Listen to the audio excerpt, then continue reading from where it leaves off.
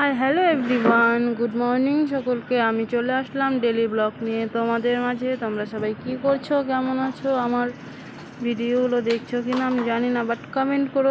যেখান থেকেই দেখো না কেন সবার কমেন্ট আমি দেখবো, পড়বো।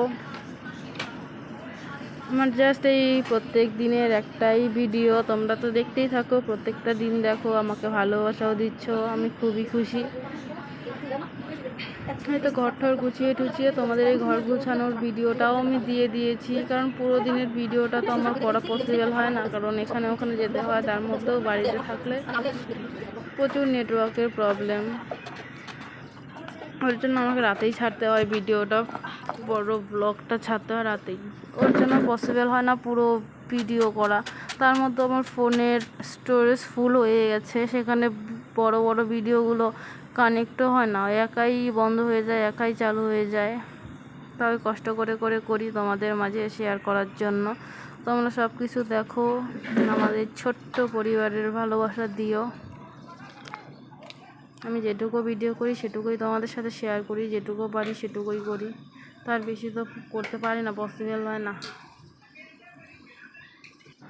তার মধ্যেও বর বাড়িতে থাকে না, বাজারে চলে যায়, সকাল 6টার দিকে চলে যায়, 12টা 1টার দিকে বাড়ি চলে আসে বাজার থেকে। আমাকে ওটাই কমপ্লিট করে নিতে হয়, কিচ্ছু করার নেই সেটা। সবাই তোমরা আজে বাজে কমেন্ট করো না, কারণ এগুলো আজে বাজে কমেন্ট করলে আমার বর দেখলেই আমাকে আর ভিডিওই করতে দিবে না। যেটুকু আমি সেফলি করে রাখতে পারি সেটুকুই করি। ওই যে আমার শাশুড়ি মা কি দেখছে, আমি